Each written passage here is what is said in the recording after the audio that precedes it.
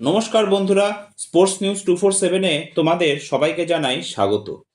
IPL 2026-এ নিলাম মানেই শুধু টাকার দর হাঁকার লড়াই নয়, এটা আসলে পরিকল্পনা, ধৈর্য আর সঠিক সময়ে সঠিক সিদ্ধান্ত নেওয়ার পরীক্ষা।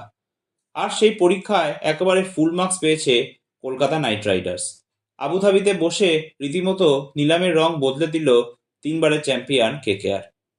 কারণ মাত্র 2 কোটি টাকার বেস প্রাইস থেকে শুরু করে 9.20 কোটি টাকায় তারা দলে টেনে নিল বাংলাদেশি পেস সেন্সেশন মুস্তাফিজুর রহমানকে, যিনি এই দলে হয়ে গেলেন আইপিএল ইতিহাসের সবচেয়ে দামি বাংলাদেশি ক্রিকেটার। নিলামে মুস্তাফিজুরের নাম ওঠার সঙ্গে সঙ্গেই আগ্রহ দেখায় একাধিক franchise.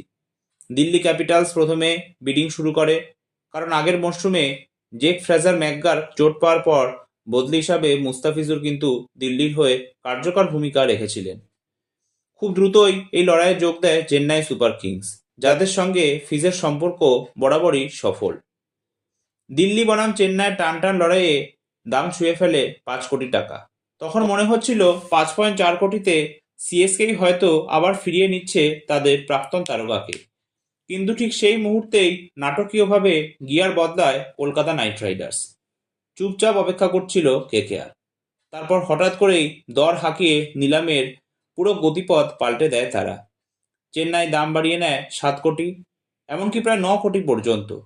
Head coach Stephen Fleming ও সিইও কাশী বিশ্বনাথনের দ্রুত আলোচনাও হয়, কিন্তু শেষ হাসিটা হাসে শাহরুখ খানের ফ্র্যাঞ্চাইজি।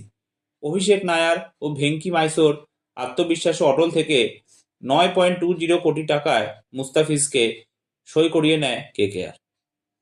এটা শুধু একটা বড় চুক্তি নয়, এটা একেবারে সুচিন্তিত বিনিয়োগ কিন্তু।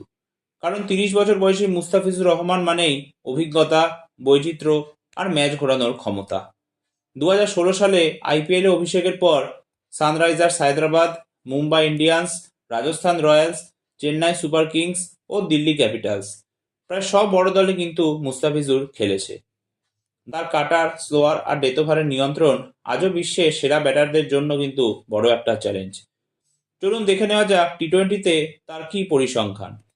টোটাল টি-20-তে মুস্তাফিজুর 308 ম্যাচে 7.43 ইকোনমিতে 387টা কিন্তু উইকেট নিয়েছে। এছাড়া যদি আইপিএলে তার আমরা পরিসংখ্যান দেখি, তাহলে 60 ম্যাচে 8.13 ইকোনমিতে কিন্তু 65 উইকেট নিয়েছে। কেকেআর দৃষ্টিকোণ থেকে দেখলে মুস্তাফিজ তাদের বোলিং আক্রমণে এমন এক অস্ত্র, যিনি পাওয়ার প্লে থেকে ডেথ দুই জায়গাতেই ম্যাচের মোড় কিন্তু ঘুরিয়ে দিতে পারেন। উপরন্তু তিনি হলেন কেকেআরের হয়ে খেলতে আসা চতুর্থ বাংলাদেশি ক্রিকেটার, মাশরাফি, সাকিব আর লিটন দাসের পর। সব মিলিয়ে বলা যায় আইপিএল 2026 নিলামে মুস্তাফিজুর রহমানকে দলে নেওয়া কেকেআরের জন্য শুধু চমক নয়, এটা একেবারে মাস্টার স্ট্রোক। এখন দেখার এটাই ইডেন গার্ডেন্সে ফিজের কাটার কতটা ভয় ধরাতে পারে প্রতিপক্ষ শিবিরে। আপনার মতে 9.20 কোটি টাকা কি মুস্তাফিজুরের জন্য সঠিক দাম? কমেন্টে জানাতে কিন্তু ভুলবেন না।